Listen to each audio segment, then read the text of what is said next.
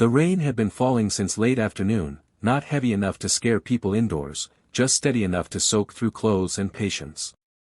The city looked polished from a distance, lights shining off wet asphalt, glass towers glowing like they had nothing to hide.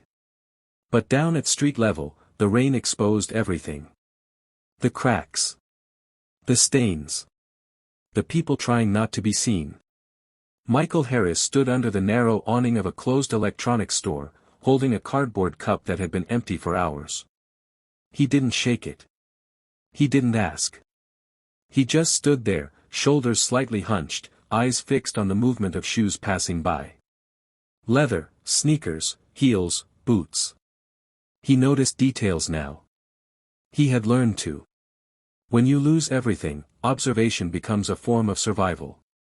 There was a time when Michael Harris never walked anywhere. He was driven.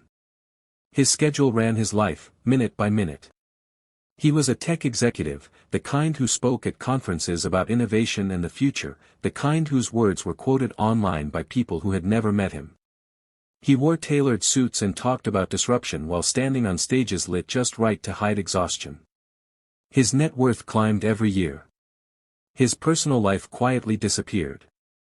He used to believe loneliness was just a phase, something successful people endured until retirement. He told himself relationships could wait, that emotions slowed progress. By the time he noticed how quiet his penthouse had become, he had already trained himself not to care. Or so he thought. The downfall didn't come with drama. No police lights.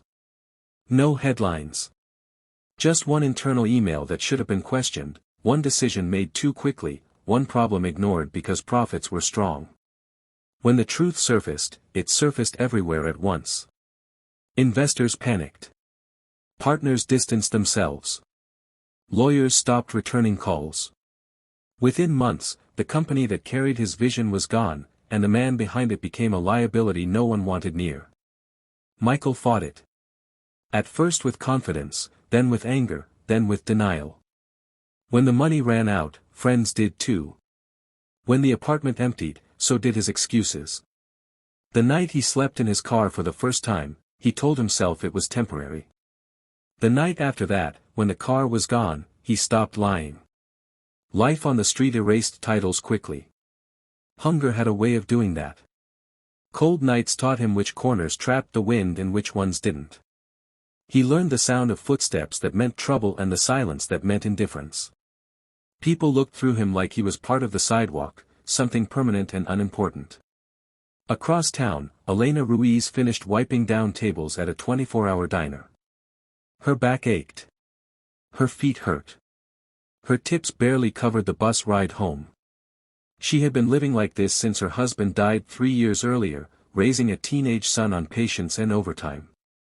She didn't expect kindness from the world anymore, but she still offered it when she could. Not because she believed it would change things, but because it helped her survive them. She saw Michael one night while waiting for the bus. He was standing under the same awning, soaked, still trying to look composed even as the rain traced lines down his face. He reminded her of someone who had fallen recently, not yet hardened by the street.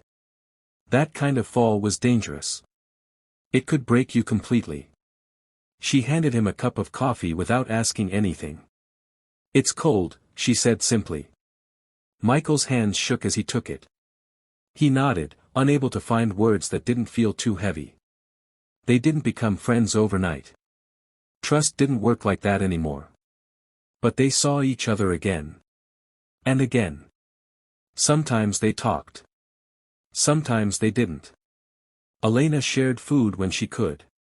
Michael listened when she talked about her son, about work, about how life didn't slow down just because you were tired.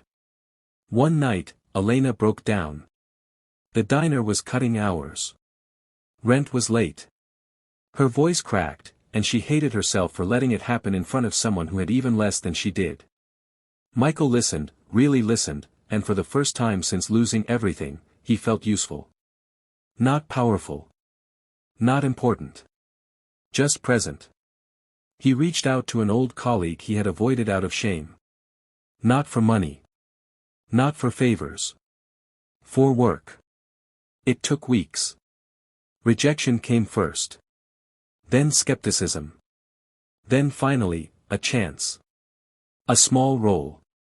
No spotlight. No status. Just honest effort. Michael didn't leave the street immediately. He waited. He helped Elena where he could. Watched her son laugh for the first time in months.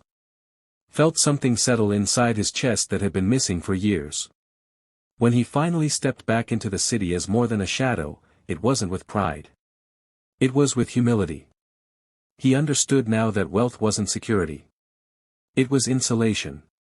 And insulation kept you from feeling things you desperately needed to feel. The rain eventually stopped.